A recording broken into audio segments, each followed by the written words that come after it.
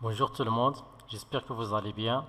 Je m'appelle Mohamed Ben Wahi, je suis doctorant à l'université Ibn Tufayl Kintra. J'ai le plaisir de vous présenter cette présentation qui s'intitule Student Attitude Towards the Use of Interactive Simulations in Physical Science Teaching and Learning. Le plan de cette présentation est le suivant: une introduction, suivie de la méthodologie utilisée, ensuite les résultats et discussions, et je terminerai par la conclusion et implication. L'utilisation des technologies informatiques en classe a eu un impact significatif sur la qualité de l'enseignement et de l'apprentissage. Par exemple, l'utilisation des technologies pédagogiques dans l'enseignement et l'apprentissage des sciences physiques, telles que les simulations interactives, sont de plus en plus populaires et se sont avérées efficaces dans l'enseignement du concept scientifique difficile. Les simulations interactives sont considérées par de nombreux scientifiques et chercheurs en éducation scientifique comme des outils technologiques prometteurs pour l'enseignement des sciences. À l'aide des simulations, les élèves peuvent observer des événements naturels qui ne peuvent pas être vus directement parce qu'ils peuvent être trop grands ou trop petits, trop longs ou trop complexes. Elles offrent aux enseignants de multiples possibilités de développer des activités d'apprentissage. Ils réduisent le temps et les efforts nécessaires pour mener des expériences par rapport au laboratoire réaliste. Les simulations interactives peuvent aussi remplacer des expériences difficiles à contrôler, dangereuses ou impossibles à réaliser au laboratoire. Les simulations interactives qui peuvent être utilisées dans l'enseignement des sciences physiques-chimie et Physics Education Technology. Ils sont compatibles avec divers objectifs d'apprentissage, approches pédagogiques et aussi niveau scolaire. Les simulations interactives sont aujourd'hui couramment utilisées par les enseignants de le monde entier, mais certaines questions doivent encore être abordées. Par exemple, comment les élèves perçoivent-ils les simulations interactives dans l'enseignement des sciences physiques, activités et expériences?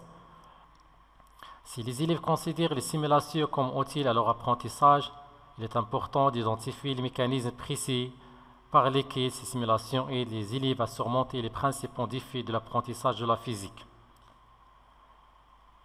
Voilà, donc l'objectif de cette étude est d'examiner les attitudes et les perceptions des élèves vis-à-vis de l'utilisation des simulations interactives de l'apprentissage et l'enseignement des sciences physiques. Dans cette étude, une méthode mixte, qualitative et quantitative, des un plan quasi expérimental a été utilisée pour collecter les données. Comme vous pouvez le voir sur l'illustration, notre échantillon est composé de 127 élèves de la première année secondaire collégiale. Nous avons enseigné la partie d'électricité à tous les élèves pendant une période de 5 semaines. On utilisait les simulations interactives, 2 heures par semaine. Après les interventions d'apprentissage, nous avons administré aux élèves un questionnaire d'attitude qui a été élaboré et validé par 3 experts. Le questionnaire a une échelle de 6 Likert et se compose principalement de 15 questions. La valeur de alpha de Cronbach est égale à 0,78, ce qui a été jugé acceptable. Ensuite, nous avons mené des entretiens semi-directifs avec 5 élèves volontaires pour déterminer les perceptions des élèves sur l'utilisation des simulations interactives. Chaque entretien qui contient 4 questions après environ 10 minutes par participant. Les données collectées ont été analysées à l'aide des logiciels SPSS et NVivo. Les résultats concernant les attitudes des élèves à l'égard de l'utilisation des simulations interactives dans l'enseignement et l'apprentissage de la physique sont présentés dans le tableau suivant. Comme vous voyez, les données du tableau montrent que les élèves sont tout à fait d'accord sur les éléments 5 et 7 qui indiquent que les simulations interactives faites offrent de nouvelles possibilités d'apprentissage qui ne pas connues dans un environnement de travaux pratiques traditionnels et que l'utilisation des simulations interactives permet d'étudier plus facilement la physique. On constate que les élèves sont d'accord sur les autres éléments. L'élément 3, je comprends mieux les programmes de physique lorsque les simulations interactives sont utilisées, a obtenu le score moyen le plus élevé. D'autre part, la moyenne la plus basse est celle de l'élément 13. La simulation est très utile parce qu'elle présente de nombreuses caractéristiques comme des graphiques. Les résultats de cette étude ont révélé que l'attitude des élèves à l'égard de l'utilisation des simulations interactives de l'apprentissage de la physique est généralement positive et favorable. Ces résultats sont similaires aux résultats de plusieurs études qui indiquent que les élèves ont une bonne attitude envers l'utilisation des simulations qu'on fait dans l'enseignement de la science physique. Pour comparer l'attitude des garçons et les filles envers l'utilisation des simulations interactives, nous avons utilisé le test de Mann-Whitney parce que les données des filles n'ont pas de distribution normalisée. Le degré de significativité P qui est égal à 0,006 qui était inférieur à 0,05 niveau de signification. Donc les résultats du test de Mann-Whitney indiquent qu'il n'y a pas de différence significative entre les garçons et les filles. Cela signifie que les garçons et les filles ont montré les mêmes attitudes favorables envers l'utilisation des simulations. Les résultats des entretiens semi-directifs avec 5 élèves sont présentés dans la figure du nuage de fréquence de mots.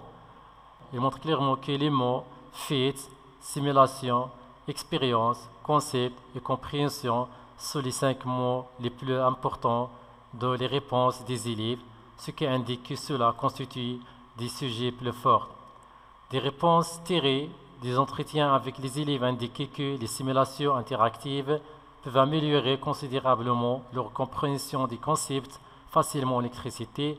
Sans oui, en outre, les élèves ont indiqué que les simulations qu'on fait sont très efficaces, très intéressantes et plus visibles que les cours traditionnels. Lorsqu'on leur demande quels sont les inconvénients de l'utilisation des simulations, l'un des élèves a indiqué que l'utilisation des simulations interactives les empêche de faire des expériences réelles et d'observer les résultats. Pour conclure, les résultats de cette étude montrent que la plupart des élèves ont exprimé une attitude positive envers l'utilisation des simulations. En outre, les résultats ont montré qu'il n'y avait pas de différence significative entre les filles et les garçons en ce qui concerne les attitudes envers l'utilisation des simulations interactives. Aussi, les résultats ont révélé que les simulations en tant que faites est très efficace, très intéressante et plus visible que les leçons traditionnelles. Concernant les implications de notre résultat, elles peuvent également encourager les enseignants de sciences physiques chimie à utiliser des simulations interactives dans leur classe, car leur utilisation peut améliorer les activités d'apprentissage en classe, aidant ainsi les élèves à comprendre efficacement les concepts scientifiques. Aussi, les résultats de la recherche peuvent encourager les autorités compétentes du ministère de l'Éducation nationale à adopter la stratégie d'apprentissage des simulations interactives dans l'enseignement des sciences physiques-chimie afin que les élèves acquièrent des compétences supérieures. Merci pour votre attention.